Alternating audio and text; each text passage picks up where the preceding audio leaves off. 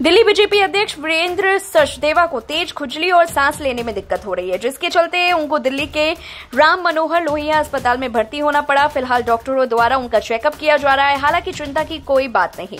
वहीं वीरेंद्र सचदेवा का कहना है कि उनको पहले कभी भी सांस लेने में दिक्कत या खुजली जैसी समस्या नहीं हुई, पहली बार ऐसा हुआ। उन्होंने कहा कि इस तरह की स्वास्थ्य संबंधी समस्या की मेरी कोई मेडिकल हिस्ट्री नहीं है। अब सवाल यह उठ रहा है कि क्या यमुना के प्रदूषित पानी में डुबकी लगाने के चलते सचदेवा की तबियत खराब हुई। डॉक्टर जांच कर रहे हैं कि कहीं इसी वजह से तो उनको इन्फेक्शन नहीं हो गया। आपको बता दें कि 2 दिन पहले ही 24 अक्टूबर को वीरेंद्र सचदेवा ने दिल्ली में यमुना के पानी में बढ़ते प्रदूषण की ओर आम आदमी पार्टी की सरकार का ध्यान आकर्षित कराने के लिए यमुना के प्रदूषित पानी में डुबकी लगाकर विरोध जताया।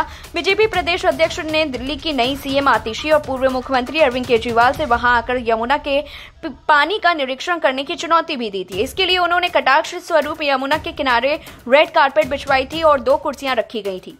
एक कुर्सी पर सीएम आतिशी और दूसरे पर केजरीवाल के नाम की पर्ची भी चिपकाई गई थी। सचदेवा ने कहा था कि हमने रेड कारपेट की व्यवस्था इसलिए की है क्योंकि जो लोग शीश महल में रहते थे उन्हें रेड कारपेट की आदत हो गई है, क्योंकि वे शाही लोग हैं।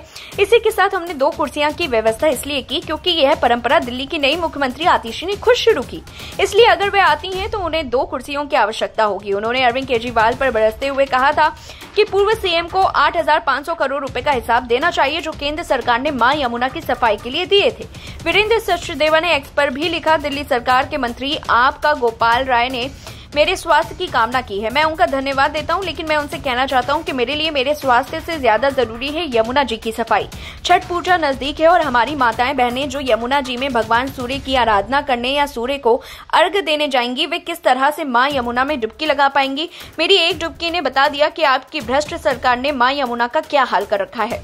मैं अपनी दिल्ली की माताओं बहनों और समस्त दिल्ली वासियों से कहना चाहता हूं कि अब समय आ गया है जब हमें इस भ्रष्ट सरकार से मुक्ति लेनी होगी। केजरीवाल द्वारा प्रायोजित इस भ्रष्टातंत्र का अंत हमारी प्राथमिकता होनी चाहिए। वहीं दिल्ली बीजेपी ने एक्स पर केजरीवाल का एक वीडियो भी शेयर कर लिखा, केजरीवाल का नाटक मंच, सुरक्षा में 2 राज्यों की पुलिस और आपके गुंडे।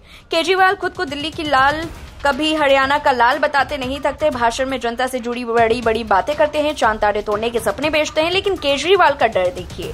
एक तरफ पंजाब पुलिस की सुरक्षा तो दूसरी तरफ दिल्ली पुलिस की अभेद सुरक्षा, उसके बाद आपके गुंडों का घेरा और अब काले कपड़ों में जनता के बीच बाउंसर तैनात किए गए। सवाल नहीं पूछ सकते, काले झंडे दिखाने पर उसे जानलेवा हमला बता देते हैं। केजरीवाल जी इतना डर क्यों? काश कि आम आदमी पार्टी ने 10 साल में कुछ काम किया होता तो शायद ऐसे डर डर कर जीना नहीं पड़ता। ये पब्लिक है, सब जानती है। इस पूरी रिपोर्ट को लेकर के आपकी क्या कुछ राय है, कमेंट बॉक्स में बताएं। तब तक के लिए देखते रहिए लाइव टीवी।